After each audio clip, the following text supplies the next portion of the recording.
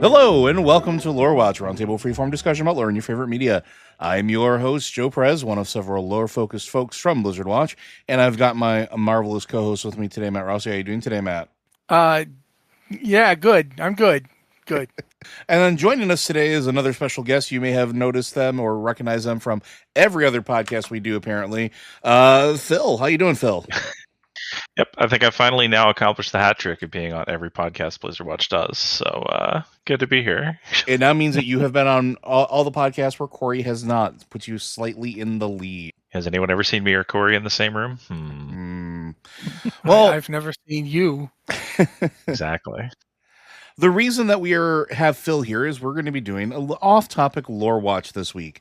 So one of the questions that we get a lot, or at least that I see a lot asked in not just the questions channel, but also on our email and the various avenues, is about storytelling in tabletop space. And while we can include that in the Tavern Watch, which is another podcast that we do, and if you are interested in tabletop stuff, please submit it there. Almost everybody tags it for lore watch, so I figured, what the hell? We can talk about it here because I do think it's relevant. I do think it fits into the theme here. So, and I think a lot of this is born from, I want to give Critical Role some credit here for it, but a lot of it is born from the release of Daggerheart recently, which is a very narrative-focused game. Basically the new kid to the narrative-focused, story-driven game table space. So yeah, we're going to be talking about that today. And I do want to remind you that if you do have questions for this or any of our podcasts, be sure to send those in. You can hit us up on email. It's podcast@blizzardwatch.com. Specify the show that it is for in the subject line, as well as any special pronunciation of your name. And then if you want to hit us up on Discord, we have 2 channels set aside. We have the Q and Podcast Questions channel. And if you are a Patreon subscriber, as a way of saying thank you, we have the Patreon Q and Podcast Questions channel where we tend to look there first for any of your various questions. And if you want to make Liz do extra work, you can submit your questions on Patreon and she will get them to us. So I guess let's start with how important story is in tabletop for you guys. For me, I know it's a massive thing. That's one of the chief reasons I play tabletop games at all. So we'll start with Matt. I mean, I feel like I could be facetious here and try and play it off like, nah, I don't really care. But I mean, the entire reason I started playing tabletop role-playing games was that I wanted to sit around with people and tell a cool story about dragons and stuff. I mean, so kind of, it's actually kind of charmingly naive of younger me that I was surprised that a lot of people didn't want to do the story element. Like I was like, but what do? We just roll dice and stuff dies. We could just use the little soldier tabletop thing if we wanted to do that. Why don't we? Like I've got a name. I want to tell you all about this guy. He's weird. And nobody was particularly interested. And I had to find people who wanted to do that. So for me, that's always been the goal. Phil? Yeah, I agree. Like it's kind of the whole point of specifically something like a tabletop RPG for me versus like say a board game. Like I'm fine playing a board game where, I roll some dice, move little dudes around, the math rocks go click clack, that's fine. Yeah. Or even just like Catan. Yeah, or even like a war game or a minis game, like those are fine. But like if I want to specifically tell a cool story with friends, I want that as part of my tabletop game. That's just part and parcel of the experience for me. Yeah, and for me, it was, again, one of the chief reasons I got into tabletop to begin with. I've always been a storyteller, and I've always been interested in stories. And the idea of an interactive story was very appealing to me as a younger child, right? Like while we had RPG video games, and we had stuff that like sort of told the story that you participated in, it was still binary. You won or you lost, right? Or you finished the game or you didn't finish the game.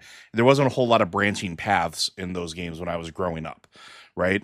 So you weren't... Yeah, I mean, and when they even had them, it wasn't really like you got to see what happened.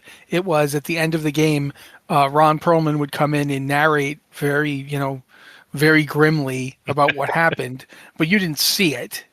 It wasn't actually something you experienced. It was just something the game told you about later.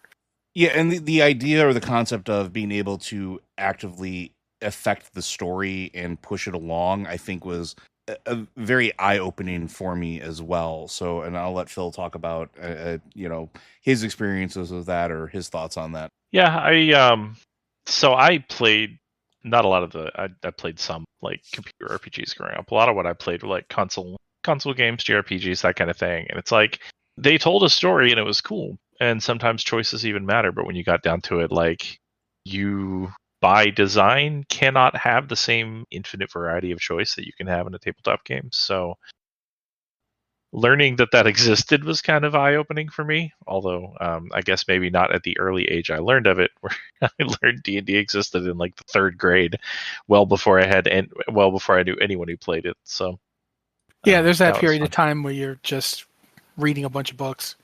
Yeah, Yeah, I was there. I have I actually found out about it from a book about computer games that I still have, because it was a book specifically on teaching you how to make basically a dungeon crawl game for various home microcomputers that could take basic. I don't know how this ended up in my elementary school library because it was clearly for British microcomputers. But like the Dungeons and Dragons gets a shout out at the beginning of that book as a inspiration for this. And then they talked about, but obviously you get together with your friends and you roll dice and you have a much broader and you have a much broader set of experiences, and also story comes into it. I'm like, story, friends, I'm into this. And then I would not play for about 10 years, but it was always in the back of my mind that this activity existed where I could tell cool fantasy stories with other people. So I thought that was like I came to it through computer games. But yeah, the two are both, I like them both, but for very different reasons. Yeah, and the other thing that I want to talk about is if you are just reading, like back in the day, like when we first started playing this, if you were to just read the D&D book, as like the gold standard example, it wasn't obvious necessarily that it was an interactive story, right? Like it doesn't tell you in the book, the old books, hey, you're going to sit down at a table and tell a story. It was, here's an adventure, you can run it, and here's what can happen. And a lot of it seemed very, war game adjacent, because that's where its DNA is from, but also very similar to video games. It took, for me, it was a gentleman by the name of John Reese who invited at the time, I think I was 14 or whatever, and had only ever really played like pre-canned adventure stuff with like my cousins and my dad before that, invited me to a table and his custom world and introduced me to what it is to have players have agency in the story that was being told. Like my family lineage in that game, like it had an impact on the game world. It was fascinating and eye-opening. And I think since those early days, games have made a more concerted effort in publications to embrace the story very upfront, I guess would be the best way to put it, right? Like if you crack open a Powered by the Apocalypse book, or you crack open I can't think of any, but you guys can probably name a few examples, Daggerheart being up there as well. It is all about saying, hey, yes, there's dice and mechanics and you can have fun and do cinematic stuff, but you're telling a story with the people you're sitting at the table with. You want to maybe focus on that a little. Mm-hmm. I think maybe there's some of that. You mentioned it's interesting. You talked about D&D's origin being war games and how a lot of the rules around that are around specifically simulating things. And I think it's a anecdote from Brennan Lee Mulligan, maybe, where he talks about people like, hey, D&D isn't that, the rules at D&D aren't that great at telling a story. Why do you still play it? And he has this thing where the rules are basic, like he and his friends know how to tell a story. And the rules are the part that take care of the part they don't know how to do and then get out of the way to tell a story, which I thought was an interesting approach. And I kind of think that with like the origins of D&D is basically Dave Arneson's Blackmore game around the minis war games that they were playing. I think some of that is kind of interesting, in that maybe some of the early rules kind of assumed that you knew you were telling a story, and then some of that kind of got lost along the way. And then the more recent kind of crop of games with, like you said, PBTA games, Forged in the Dark games, things like Daggerheart and Fabula Ultima, kind of bringing it back to specifically say, hey, don't just roll dice. That's boring. I think too that a lot of times what they did for trying to teach people that hey, there is some storytelling in this was the examples of play they used to have in the old books. Yep. And the examples of play would be a lot about you rolled so you hit, but there was also like my sword melted, and people would be like they would literally be showing you small bits of role playing, and it wasn't like like watching 3 hours of a streaming show, but it was here's a step by step of, and you can react in character, like it's an example. So I think that it was always there, but there was definitely, and also there's always going to be that element of some people are here just to roll dice and kill things, and other people are here to come up with the reasons why they're rolling dice and kill things. Oh yeah, my partner is very much in the category of wants to roll dice and kill things 99% of the time. I still remember, like, this was when I was very young. I was like maybe 12 or 13, and it was one of the earlier games I was in. A friend of mine who was actually a good 7 years older than me, so saying friend of mine is kind of pushing it, but whatever. He was running the game, and it was basically his family, like him, his cousin, his brother, and then they picked me up in a game store. Like, that kid looks like he wants to play D&D. But we weren't playing D&D. We were actually playing Werewolf at this point. And, was it? Maybe it wasn't Werewolf. All I really remember with this story is the following line. There was a guy, Stu, and that's all he wanted to do in the game, was just kill stuff. And finally, he's like, when do we get strong enough to go after this very powerful thing? And the DM, without batting an eye, looks at him and goes, I'd have to literally put like 700,000 orcs. Like, you have to kill 700,000 orcs to get that strong. And he goes, put them in front of me. Like, he not even breaking sweat. Like, okay, stack them up. Let's go. There are people who are like that, but there are people who are like that, but actually can role play it. And I've sometimes some of those people are some of my favorite people to play with, just because, yeah, they're here to tell a story, but by God, they're going to mess you up on the rules if you let them. I'm going to look right at Joe now. I'm looking directly at you, Joe. Yeah. Yeah. Because Joe is one of those people, and he's a delight to play with. But it's not intentional. That's the thing. No, but you've internalized the game mechanics so well that you just know them, and you know the principles of them, which is why you can forget them, because even if you don't know the system, you know how games work. Mm. So if there is anything you can push on to break this thing off so you can do the thing you want to do, you will do it.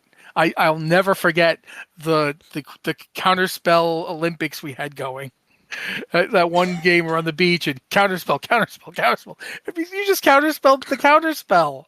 Like, it just that, and the fact that you can get a story out of that kind of thing is one of the things that tabletop can do that computers can't. A computer doesn't let you role play a glitch into something cool. Like, the game crashes. Computer doesn't have the ability to actually go, oh, you know what? No, I'm going to roll with this. Sure, they all dressed up like chickens and broke into the castle, but no, I'm going to see where they're going with this. And meanwhile, the players are furiously going, okay, what do we do? We're dressed up like chickens. Did anyone have an idea for once we were in here in chicken suits?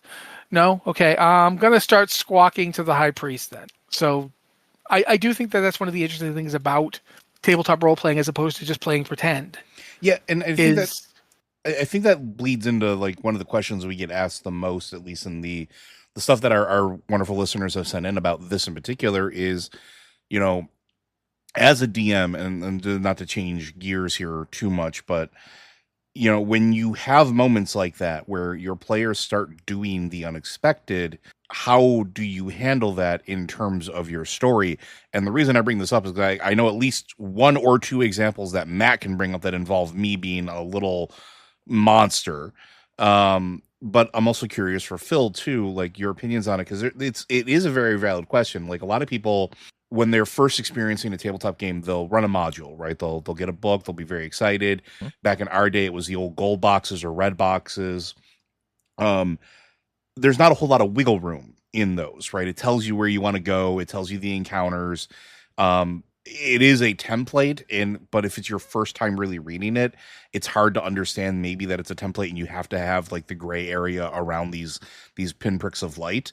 But when you have players who deviate from that, how do you integrate that into the story? How do you handle that? How do you essentially do you organically work that in? Uh, a lot of it really does kind of come down to practice, and I think some of that is a lot of, I want to say, newer DMs kind of want to have, and I don't think the product offerings from Wizards of the Coast really help this. Want to run a story as written, and I don't think many stories survive first contact with the players unchanged. Learning to improvise with those changes, learning to roll with it is just kind of something you have to get used to. I'll throw an example out there. I ran over the last 2.5 years, I'd say we finished late last year. I ran a heavily modified version of Descent into Avernus, kind of a one of the bigger, I'd say, 5e adventure modules. Not a very well written one, but that's neither here nor there. So heavily modified, and we had kind of expanded the part out, especially in Baldur's Gate, because players wanted to spend time there. So we turned it into kind of a full-fledged murder mystery situation. And they had a lot of fun with that part. But at one point, they kind of knew where they needed to go. They needed to find a specific mini dungeon set in the city, and I was expecting them to either take the frontal approach because that's kind of how they did everything, or maybe try to stealth in or whatever.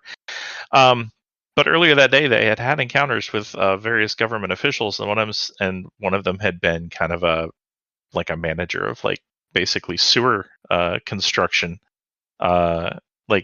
noting various changes that kind of tipped them off that this dungeon existed to begin with. And they said, "Hey, can we break down the wall they built that essentially walled off this dungeon?" And it would have been very easy and very tempting to go, "No, you guys can't break through a wall. That's crazy. Just go, and try to herd them back onto the prescribed path," which can be an approach, but if you do that enough, A, it doesn't start to feel fun for you because all you're doing is saying no.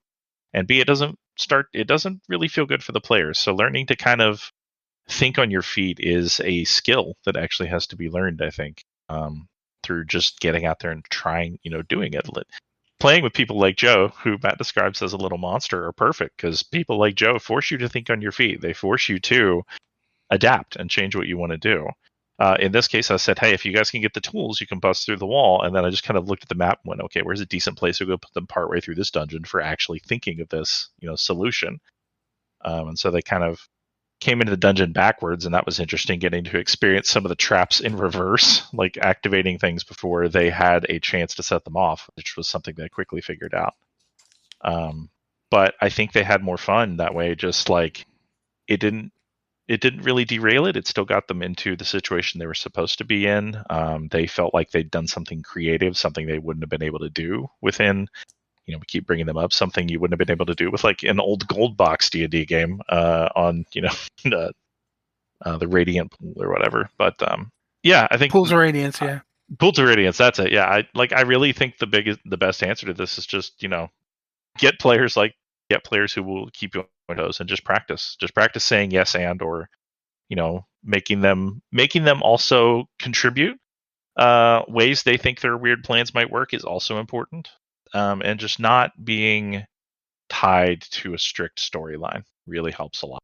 This is where making your own stuff kind of helps, as opposed to running pre-written stuff. Pre-written stuff's great for learning the rules, but when you get into writing your own things, you can write situations that you want to happen. You can write scenes. You can write, okay, I want them to find these 5 things, and here's my idea of how they'll find them. But then if you've got your list, it's like they need to find these 3 clues to implicate the Duke in the murder. And then if they come up with something totally off the wall, you can look at your list and go, they can find this one here, and then I don't have to worry about this other thing anymore that they've bypassed, because now they've wandered face first into the plot anyway by their own means. So, yeah, I know that's probably not the best advice, but just do it. I guess get out there, practice it, try it, try thinking on your feet. Is really the best way to learn how to roll with whatever your players throw at you. Matt? I was while Phil was talking, the first thought that came into my head to springboard off what he was saying is it's an acronym that I can't use the acronymed version on this show because we go for PG-13. But it's FAFO. Yep. If the players want to do that, go ahead. Yeah, well, let's see what happens. It's a bold strategy, but let's see how it works out for them. And this doesn't mean you have to punish them. It just means give them enough rope to give you an idea of what's going to happen next. As I've gotten older and as I've run more games, I notice that when I come up with stuff nowadays, I don't really have a plot. I have characters and their motivations. I know what those characters are going to do. I know what they intend to do. I know what would happen if the party never showed up. But I don't know what the party's going to do, so I don't plan for the party to do anything. Or more accurately, I plan to react to what the party does as the people I'm using are going to react to them. If the players strike up a rivalry with the person, like if I do a big social gathering episode of the story, and the players, getting into a frenemies deal with this guy, I'll steer into it. I'll go into that and see where it takes me. I want to credit, like of all things, a writer named Tom Moldove, who was an old school D&D writer. He wrote a module called The Lost City. And what was really fascinating with the module was it was the first one that basically from page 1 was like, do not listen to me. If you have an idea of what you want to do here, ignore what I wrote. Just take it out. Put in your thing. Do whatever you want to do with this. I've even written, like, there's 3 concrete levels to this dungeon that I have written, but there's 12 more levels that I have not written at all. And, here they are. Here's where they are. Here's my suggestion for what should be there. Roll with it. Do as much or as little as you want. You can present this as a straightforward dungeon crawl, or you can explore the hidden internal politics of this lost city. Whatever you want. And I remember reading that and then playing Paranoia shortly after that really told me, no, I've been trying to tell a story, but that's not my role necessarily to tell a story. My role is to expedite a group telling a story. Like, I provide tools, and sometimes those tools are big chunks of the narrative in the setting, but in the end, it's not necessarily about what I want to see. It's about what they all decide to do. And if you can get that mentality, it makes it a lot easier. You can throw out your sacred cow. Or, and here's the other thing, this one will actually reference Joe. If your players decide that they're not going to go to the big magical city that you've set up with for the next 6 or 7 adventures in the campaign, just take the stuff you were going to do in the city and put it on a pirate ghost ship, and they'll still do it. It's like they're essentially getting the exact same experience. They're just getting it on a pirate ghost ship, and they didn't know that this was going to happen in the city. So you can just yank out whatever you have prepared and put it somewhere else. Take like half an hour and try to file the serial numbers off a little bit. But yeah, in the end, it's one of those things where the illusion of choice is very real. There's only so much they can actually decide to do that you can't just yoink. Okay, now if they decide we're not going to do any of this, we want to go into the mountains and start a yak farm. You can go, okay. And then, okay, the monsters that were going to eat that village, they're attacking the yak farm now.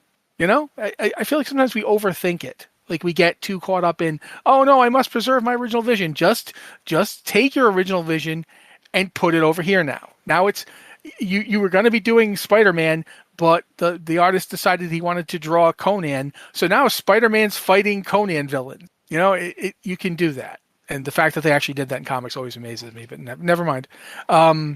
Not related, other than as an example. I just feel like sometimes people are too afraid to like, first off, they're too afraid to just run up their own stuff, which, because you're starting out, you don't really know what you're doing. That's cool. I get it. I was there. But when you are working with other people's, pre-written stuff, it's still you running it. You don't have to do any of it. It's like, you were talking earlier when Phil was saying that, the people just kind of understood that they were there to tell a story, like in the case of Blackmore, which by the way is gonzo. That is a messed up setting. I still love it. It's at one point he put a character named the Egg of Coot in. And if you know what those initials are, you'll understand why it's the Egg of Coot. And yeah, I love Blackmore. But Blackmore is, if you think of it in terms of people understood, okay, we're going to tell our own story, so everything here is part of that. You can do that with a published module of any kind. If you're running Ravenloft, you don't have to have Strahd do the things that it says he's going to do, but you certainly can. But you can also change it to make players. This is a 20-year-old character, 30-year-old character, 40-year-old character. Yeah, this guy's origin is pretty well established. If I make some changes to it, it's not to disrespect it. It's to get people engaged in a story that isn't one they already know.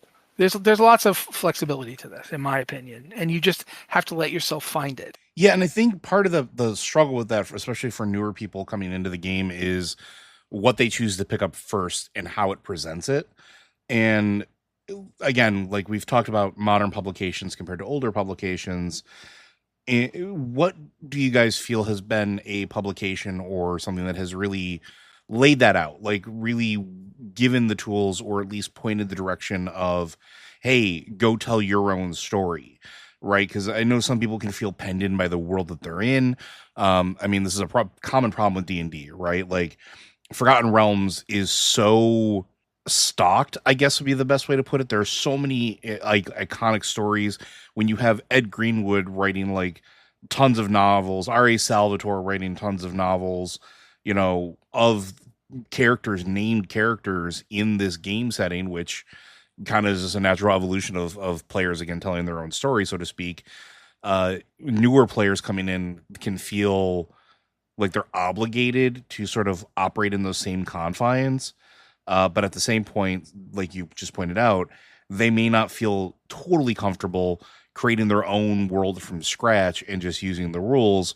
So is there a game system or a book out there that does a really good job of kind of like walking that line? I'm gonna shout out two here. They're both more recent products, so they're things that people won't have any problems finding if this is an interesting style for them. One that I think plays in the kind of fantasy space, but that also runs completely counter to the way D&D runs things, is Chris McDowell's Mythic Bastionland, which I've kind of been gently beating the drum of in Blizzard Watch in private channels. But so Mythic Bastionland kind of extends the setting of McDowell's other games. So you don't really need to know any of that. It's essentially set up as a hex crawl, which is a style of play where I'd say completely to the opposite of here is a set storyline that you want to try to guide your players through. It's pretty much here's a world that your players are in. The story is there for them to go seek, and a lot of how you react to that is based on what they want to do. But it also guides you through setting up characters, which is very quick. It's about 5 dice rolls to have a complete character. But then also the GM is advised to basically stock a hex map with these things called myths. You have, I want to say 6 of them by default that are somewhere on the map. The players know their goal is to seek these myths and to resolve them, whatever that means to them. And each of the myths has, it has omens that you can stumble across that send you in the right direction. There are some of the myths almost seem kind of harmless, other than the fact that they change the world in interesting ways. Some of them almost kind of tell a story on their own that the players are just kind of adjacent to and can kind of insert themselves into. Some of them are more straightforward. Like one of the myths is just a wyvern. One of the things it likes to play with is like, fantasy creatures like goblins and orcs and wyverns have gotten kind of passe, I'd say, in other fantasy games. So this kind of takes the approach you might see in it especially draws on Arthurian legends and games like Pendragon. It's like, what if there was one wyvern? And you're like it's an actual flying poisonous lizard monster. How does that affect the world around you? What do the players choose to do about it, etc.? So I really feel an approach like Mythic Bastion, like other hex crawl games. Forbidden Lands is another one that I think of, where the story is there and your players can go find it and go make it themselves, and you really are, like Matt said, just kind of a facilitator of that story. You're helping them tell the story they want to tell, which I think is really a good way to think of the DM's role. Rather than an author, you're a facilitator. The other one is, I will shout out New Kid on the Block, Daggerheart. It can be, we've all acknowledged it can be intimidating to write your own setting from scratch, but it can be equally intimidating to step into a world like the Forgotten Realms or Dragonlance that are just so chock full of years and years and years and years of stuff and characters and adventures that even that can feel a little like you don't have room to play. There's a feature in the back of Daggerheart. I actually think Thirsty Sword Lesbians also does this. Daggerheart calls them campaign frames. They're not full-on campaign worlds full of characters you already know, and they're not here's 3 facts about a world, now draw the rest of the owl. They are each about 10 pages. They give you enough to kind of get a feel for the world, get a feel for like how this would play differently from a standard fantasy setting, or if it does at all. A couple of them are pretty bog standard. Here's like some mechanical changes that you could introduce. Here's things players should think about when they're making, their backstory in this campaign. It's like just enough to get started and adopt it as your own.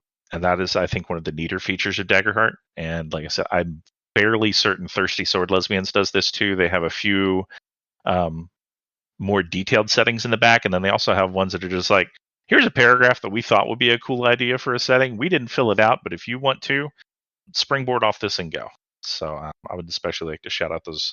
I guess that became 3 games there at the end. So, Matt, I'm trying to toe the line between getting to indie and so that it becomes what is he talking about, or to mainstream. So it's like, yeah, everybody knows about that. So I'm not gonna mention Pathfinder, but I will mention Aegon, and I don't know if either of you have played Aegon or even looked at it. I have both editions of Aegon on my shelf. Yeah, Aegon to me is fascinating because the basics of it are literally, this is Greek myth, and not like this is Greek myth in the, here's the monster manual, here's the, deities and demigods. You can use this as a monster manual when your players want to start killing gods. It's just, this is like all the stuff about mythical storytelling. And when I say that, I mean literally the storytelling of the myths given form. And one of the conceits I really like about it is that your character gets plopped down on an island. And so if you've read the Odyssey, you kind of know where we're going. Weird stuff can be happening. There's all sorts of different ways you can interact with it. It is really good at giving you the basics and then letting you like leap off into where would this take you? What are you doing? Like, why are you here? How do you stop this whatever's happening from happening, or help it if you want to help it? There's just a lot to it that I really enjoy. It's one of the, like, it's kind of, I don't want to say it's similar to Blades in the Dark, because in a lot of ways it's nothing like Blades in the Dark, but it still kind of has that same feel where the narrative feels like it's guiding you, but you're also guiding it. One of the things I love, I will actually say this about Blades in the Dark, for people who want to get into like actually doing their own brainstorming and their own stuff, Blades has a really great mechanic where you basically you get to cut to prep work you did. Oh, the flashback mechanic, yeah. Yeah, Mm-hmm. the flashback mechanic where you get to cut back to prep work you did after you've, your group has started doing the whatever thing they're doing, the heist or whatever, and then you can cut back to the part where you were all getting ready to go do this thing. And since you now know some of the stuff that's in here, you can look really smart, like your character planned for this. And that's just, it is something I really like as a tool to let players cope with stuff that might otherwise seem hard to cope with. And as a game master, that's one of the biggest problems, isn't it? It's like, I think I've said this before, but it's super easy to kill all the characters if you want to. Oh, yeah. If you want to kill the party, it doesn't take, 300 more orcs show up. I mean, it's not that hard. The hard part is doing a narrative satisfyingly to the point where if someone dies, nobody feels like they got cheated. Like it feels like it was an earned part of the story. That can be tricky. And games like Daggerheart or Masks is another one that, I begged and pleaded and whined until we finally got Phil to run it. Mask is one of those ones where you can just throw people in and they will you just come up with your character and you're literally creating elements of the game world as you do, which Daggerheart also does.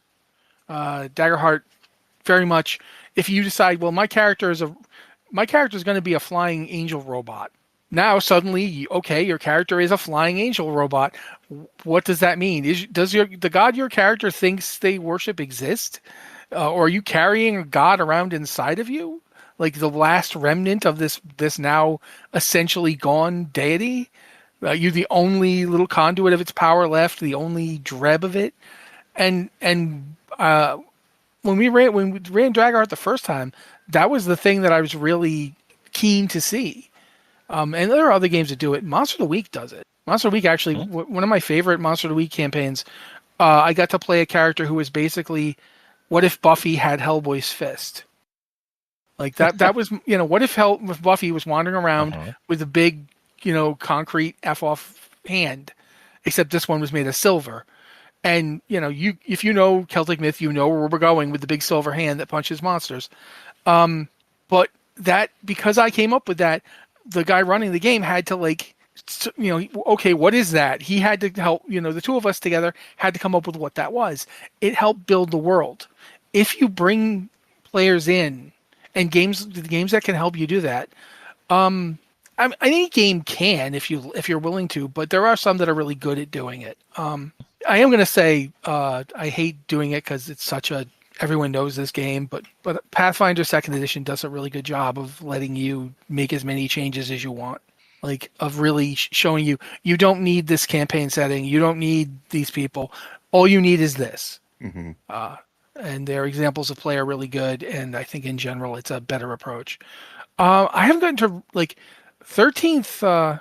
13th Age. Yeah, 13th Age did this oddly enough, and I still have the original SRD from it, and I honestly don't understand why it isn't more widely known, because it was really good at just saying, if you want a campaign here, we've got one, but if you don't feel like you need it, and if you would like to branch off from it, you can start in our stuff and then just go over here, and now you're not in our stuff anymore. Like you sailed out of it. There's all other places in the world, and you've just gotten on a boat, and now you're in a different place. So yeah, there's actually quite a few games, but oh yeah, I'm just gonna stop now because I've ranted for quite a bit here. Oh no, you're good, but I'm gonna throw a couple of mine in there as well, like recent ones that I've been reading. I think that have been very very good for this. One, I'm gonna give a shout out to Urban Shadows. Right, we've been talking about this a little bit in the background. It is definitely a game built for longer term games, which is why we probably won't play a version of it on Tavern Watch just because of that, because it's a game that really wants a longer campaign with it. But it does a very good job of giving you, here are the tools that make a city, here are the tools that make a setting, here are the factions that can live inside of that city, and doesn't really give you the city. It doesn't give you the specifics of it. It gives you all the tools around it, and literally calls out that the story is everything. The story is the currency, the story is the experience, the story is the power, and everything is built around that concept. And it does a really really good job of just like explaining that up front and giving you something that feels like it's a framework that you can work within, at least in my opinion. And I actually had my partner at the shop who is very used to like Pathfinder and D&D. I had him read it, and he had a very similar thought. He's like, oh, I could do a lot with this. And I'm like, all right, cool. Same wavelength. The other one is a little bit of an older game, also powered by the apocalypse. You might sense the theme here, folks. Is the Sprawl, because it does the same thing. The Sprawl is God, I love the Sprawl. The Sprawl is so good. The Sprawl is cyberpunk. The Sprawl is very easily adapted into Shadowrun. As a matter of fact, I believe one of the original one-shot Shadowruns that I ran for Tavern Watch. Yeah, you did. You do that. We did the Sprawl, and we did because they have like weird esoteric and eldritch playbooks, and it's really easy to adapt for it. Very, very well done. Hard to find a physical copy of it right now, but the PDFs are still up online. But it does the same thing, because the Sprawl can be anything. The Sprawl can be literally any city. It really embraces the idea of Gibson's Neuromancer, where it's like, yeah, he's naming these cities, but it could literally be anywhere, right? It doesn't matter where they are. And I think it does a fantastic job of it. The other one is one that I am looking to run for The Tavern Watch, and I've talked about this a little bit, is actually outgunned. So the way that Outgunned is set up is entirely story based, and it does have a dice mechanic for the players only, but everything about it, every tool, every resolution, even combat damage, all of it is narrative. And while they do have settings, because that's one of their things is all about like literally capturing a cinematic experience. Like their first expansions books were like, here's a bunch of different movie settings, go forth. But everything about it is like, okay, players are going to be engaged in this movie. They're the actors, they're the ones delivering the lines. Roll with it. Let them take that stage, let them take the spotlight. They are the stars of the show, and you get to react to them. And I tend to like games like that because it tends to be, like you said, it really emphasizes, like what Phil was talking about, the idea that the players are there to tell the story and you're there to facilitate it. But you also need to understand as a player, like especially in those games, that you help shape that story just as much as they do, not just react blindly to what they do. And those three games really do a good job of laying that out for people that are going to run them. And I think that's really important, at least as far as I'm. So we talked about the importance of storytelling in the games. We've talked about systems or ones that we think that do a really good job of bridging the gap between here's an already fleshed out world and here's a blank slate. Personal opinions or personal stories. Is there a moment that you've had, and this again is another question that comes from our listeners often, a situation that you have that particularly stands out to you as a, and we've already talked about them, but something that maybe stands a cut above them, of wonderful improv where your players fully bought into what was happening in the world and the story, and really you watch that story blossom live in front of you. Start with Matt or Phil. Either one. I was gonna say I've got one, and it also doubles as a plug for Tavern Watch. I've talked to people before about how much I really enjoyed the middle section of our Tavern Watch Plays game of Masks. There is a section in the middle where your characters had all just had like their first encounter of the one shot, and like I didn't really know what would happen from here, but then I think everyone went back to Joe's character's mom's house for dinner. The lab, yeah. And like, yeah. And I literally just shut my mic off and let you guys like tell stories with each other for close to 30 minutes. I just made sure my notes were up to spec for the last part of the game. Because Masks, like many PBTA games, had given you guys the tools you needed to get into characters and build a little world around them and build parts of the world that were important to your character in such a way that at that point you all were just interacting with each other and telling stories. And I had just kind of, I just kind of pushed you there and said, okay, go. I didn't really have to do a whole lot from that point. And that has been one of my favorite, even though it was just a one shot, that has been one of my favorite parts of running any tabletop game. The other one that I will give is from that Baldur's Gate Descent into Avernus campaign, was the part where the murder mystery got delayed a little bit because several seats on the Council of Dukes in Baldur's Gate opened up, and my players decided that they were going to run a successful political campaign for this one halfling they really liked. So in our version of the Forgotten Realms, there is a halfling named Milo Honeywell, who is one of the dukes of Baldur's Gate. This came completely out of the blue for me, just how much they would attach themselves to this NPC. And unlike all the stories you hear of like parties forcibly adopting goblins, like they decided they wanted to improve this halfling's like stature in society. And I was just like, yeah, okay, we can do this now. You guys can check back in on him between, your other adventuring duties. And like they stayed attached to this guy such that they got back from hell, having redeemed an archangel, and went, okay, but what's Milo doing? Is he still there? He didn't get assassinated while we were gone, right? I'm like, I would not do that to you guys. And then rolled a die and then said, no, he's fine. But yeah, so just players taking off with their own story is my I have anecdotes about that, and then they're just my favorite parts of some tabletop RPGs because it really does feel like the facilitator role has been fulfilled to the point where like they can now tell stories and you can step back in when they're ready for you, but they'll do their own thing in the meantime, and I just think that's really cool. Matt? My problem is I have a lot of them, and I'm trying to think of. I'm going to tell one that's kind of. It was an early game, and I wasn't the DM. I was a player, and it was an example of something that kind of shaped how I ran games later. There's an old, like original first edition Shadowrun adventure just named Harlequin. Yep. And the DM of the story, the game runner, the game master of this particular session came to me and said, okay, I need someone to come in and play in this game, and you're more experienced than the people I have in my party already. We lost a guy, and I need to replace him. So can I get you to come in? I was like, yeah, all right. I like Shadowrun. What's going on?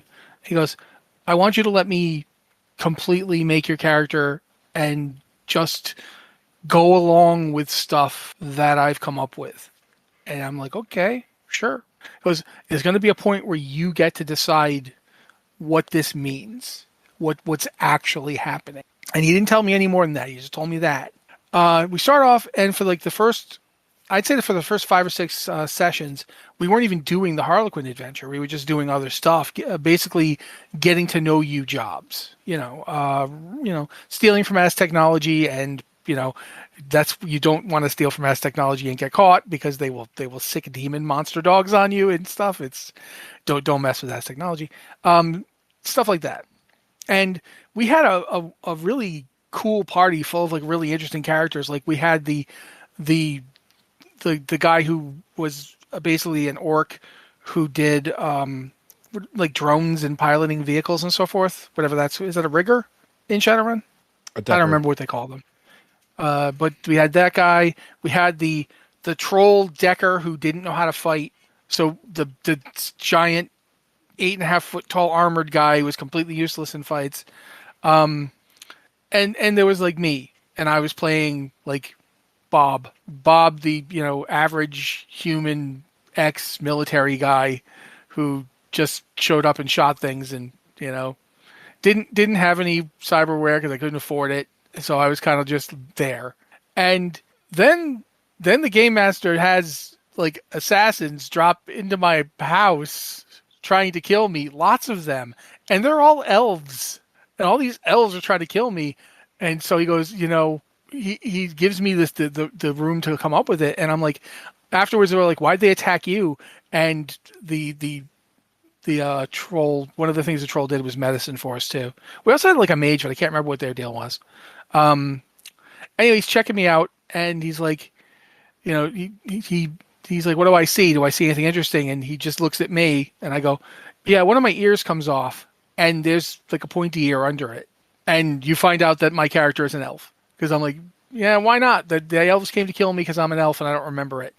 And suddenly the adventure Harlequin turns into a completely different thing where instead of people trying to find Harlequin's secret daughter, it's I'm Harlequin's secret daughter, except I'm a guy. But then it turned out that they had surgery for that. So this was also a somewhat progressive game for the time period. It gave me it put me in the driver's seat. And I'd never been in the driver's seat before, Like I'd never had that power as storytelling, when we're doing a game. I never had that power to like actually decide, we're going to go over here now. We're going to do this. Like we spent a lot of time in Portland because that's where the elf empire was. Mm-hmm.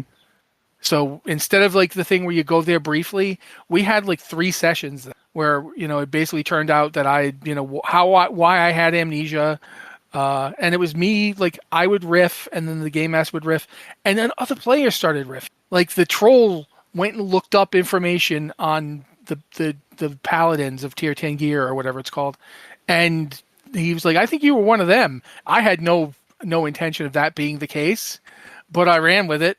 I'm like, yeah, that makes sense. So yeah, I've never forgotten it just because I had that driver's seat thing. I'm not saying players should jump over they should always be pushing themselves. We just did one. We recorded a Rebel Scum game yesterday as we're recording this, and one of the things I tried really hard to do was not push my character forward too much. Like, because I can be a bit of a handful as a player, and I was trying pretty hard to not do that. So I only spoke when necessary. I only did what I thought he'd be able to do. Like, he's not sneaky, so I don't, like, everybody else came up with the plans. I didn't come up with any plans. Just because you don't want to, like, you don't want to be too much. You don't want to, like, keep it so other people don't get to jump in, but you do want to be part of it. You want to be, have agency and have your character's actions. I think that the Masks game Phil talked about is a really good example of that, where each character really was affected by the other characters.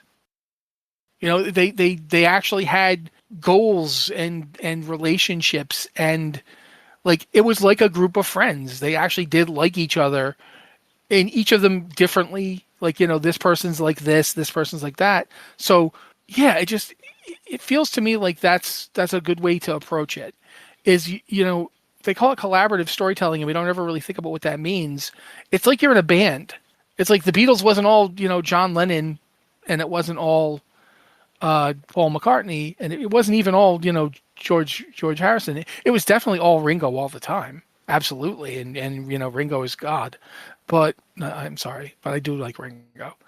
Regardless, it's what everybody brings, and you have to like be open to bringing your own stuff, and also open to supporting someone else when they bring theirs.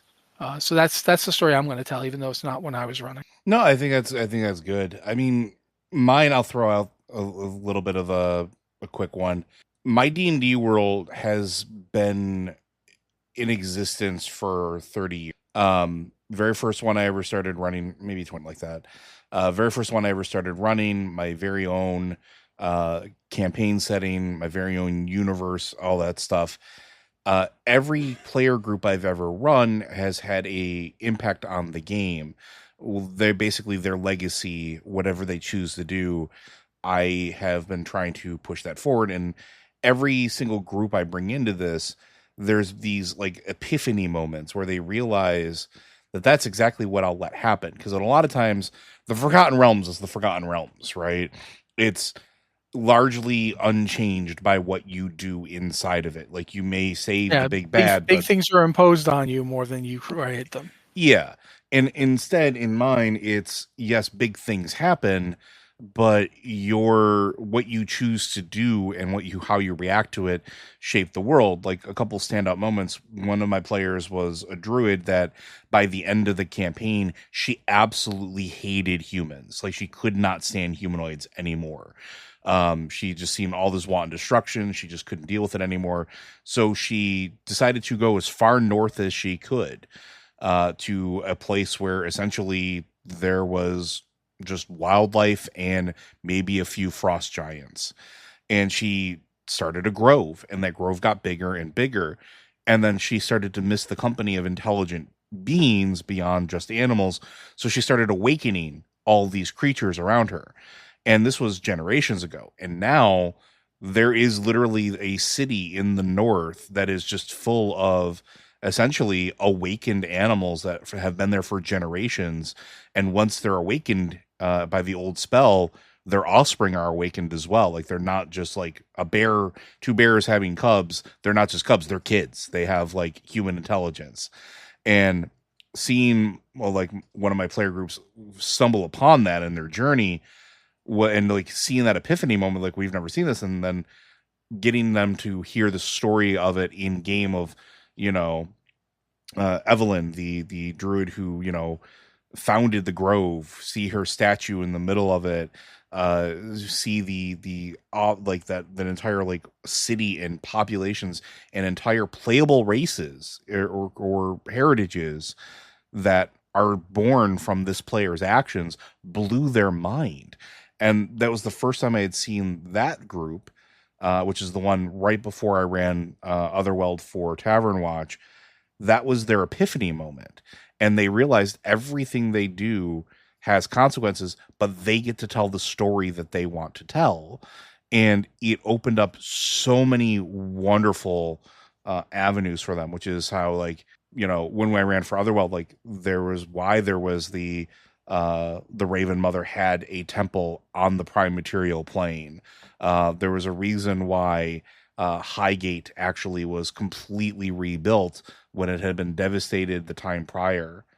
It was really fun for me to see sort of that experience, and it never gets old for me. When anytime I'm running a game, and like Phil said, the ability to turn off the mic or to sit back and just be an observer, to let them have their moment and let players understand that they can tell the story and use the game mechanics to reinforce that story is just golden.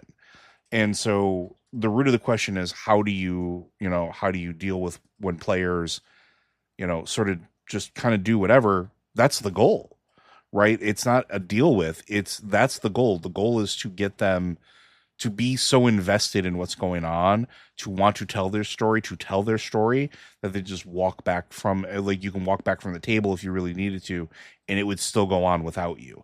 And it seems counterintuitive, but it just means that you can then be that facilitator, and everything that happens, it's more organic. It's just, and when things are more organic, everybody is more invested. It's just absolutely the way it works. But we're running out of time, and I'm just going to go to our final thoughts here. All this to say that while storytelling and things like we talk about on the show, like comics and movies and video games, they are important and fun, they all sort of have predetermined goals or endpoints on their journey to get there. And even when we talk about our tinfoil hat theories with WoW, we're not in control of that story, right? We're speculating on what somebody else is going to decide to do. We're essentially socially, not socially engineering, but like trying to look into the psyche of the people writing it and figure out where things are going. But when you sit down at a table with a bunch of like-minded individuals, and it should be like-minded individuals, your session zero is important, folks. You can go listen to our Tavern Watch about session zero. It's just so much better, in my opinion. It feels better because everybody gets to tell the story and affect the story and have input on the story.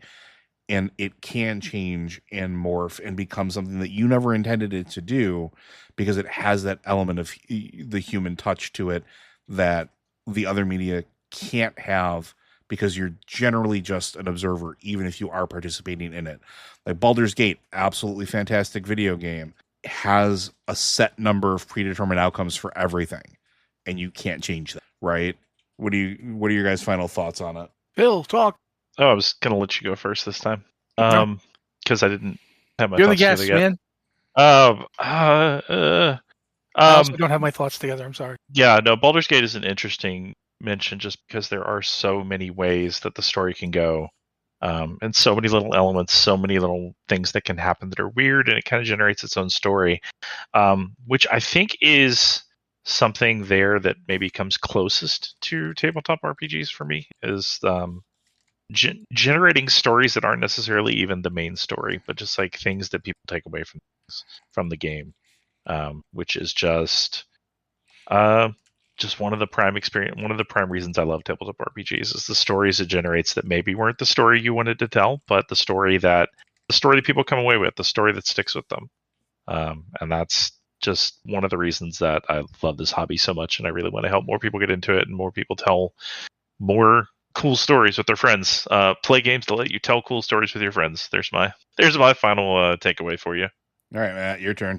One of the things that I really love about tabletop, at the end of the day, is it's kind of like it's an awful lot like you're doing a round robin. Like if you've ever written a round robin with other writers, you basically you write 200 words and then you pass it on to the next guy who writes 200 words. Imagine doing that character by character, line by line, and that's kind of one of the things you can do with tabletop. I mean, and this is not. I am not in any way, shape, or form trying to take away from people who like to just go in and smash things and kill monsters. I think that can be a lot of fun, and I've played in D&D games where that was essentially my role. But I always like it when a campaign can start that way, but can eventually move into something where you're telling stories just because you've been playing the characters long enough that they've developed their own personalities. And I like it when you can start that way, but I also like it when games develop into it. I think any game can do this. There are certainly games that are more set up to do it than others, but you can have a long running, first edition Advanced Dungeons and Dragons campaign that you're still playing because you're an OSR fanatic or what have you. And that can be absolutely jam packed full of role playing. I think ultimately the cool thing about the personal stories isn't just that, yes, technically, Baldur's Gate 3 as an example, or, Wrath of the Righteous, they have a lot of endings and you'll never see all of them. Like, it is physically impossible for you to play the 10,000 hours you need to do to get all of this. It just, the average player isn't going to see them. But the game does have a limit because it is not a human brain, which can lie. A human brain can, when faced with your players doing something that you did not see coming and that you do not know what to do, can just go, okay, act like this is what you intended. Stay calm. Like, let them explore that cabin. What's in that cabin? I have no idea. Mitch wanted to go in the cabin. I shouldn't have put a cabin there, but now Mitch did it.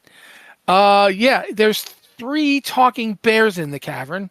And they, the next 20 minutes becomes discussion time with talking bears.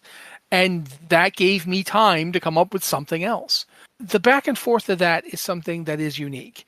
Like, nobody knew going into Baldur's Gate 3, somebody wrote everything you see. Going into the thing I just described, nobody wrote that because nobody knew that was going to happen.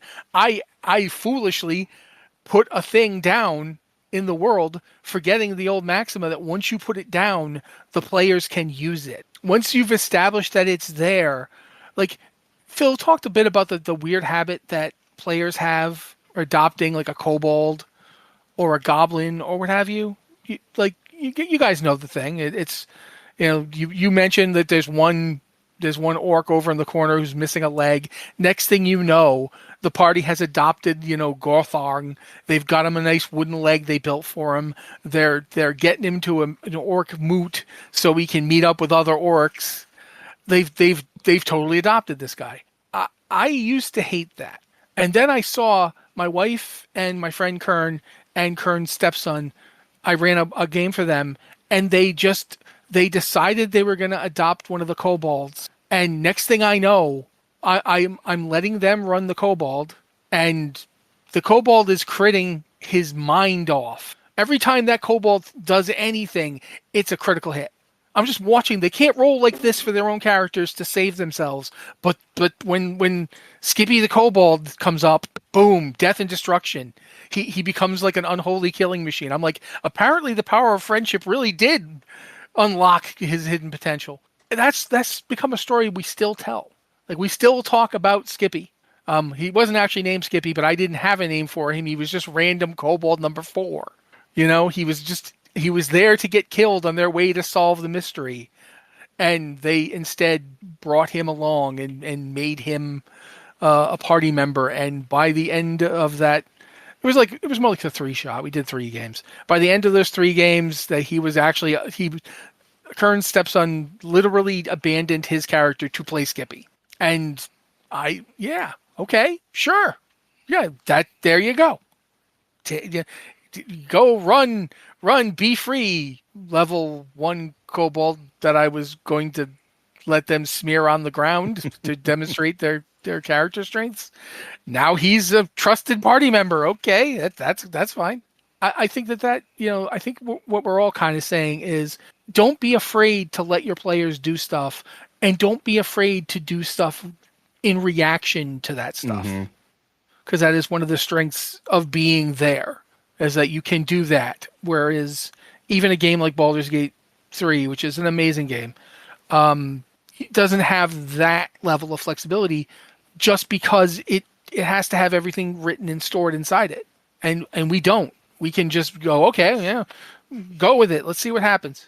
So that's mine. That's my 20 cents, I guess, at this point. Oh, I think that is going to bring us to time, though. So, for all of you that have been asking those particular questions, hopefully that gives you a little insight and gives you a little bit about the importance of storytelling in TTRPGs and what we feel about it. And if you do have questions for this or any of our podcasts, be sure to send those in because we love them and it helps us, create content. And you can send those into podcast@blizzardwatch.com. Just specify the show that it is for in the subject line, as well as any special pronunciation of your name. You can also hit us up on Discord. We have the Q and Podcast Questions channel, which is open for everybody. Then we have the Patron Q and Podcast Questions channel, which is open for our Patreon subscribers as a way of saying thank you. We tend to look there first for questions and topics. And as always, just a reminder that Blizzard Watch is made possible due to your generous contributions at patreon.com/BlizzardWatch. Your continued support allows us to make this show as well as many others. It also gives you access to ads-free site experience, early access to our podcast in the queue, and basically you get to see more of us earlier and unedited. So why would you not want to do that? But feel free to consider supporting us. And if you can't support us on Patreon, you can also share our content. It does actually matter. Comment on our content on things such as Spotify or wherever you are listening to our podcast. That does help as well.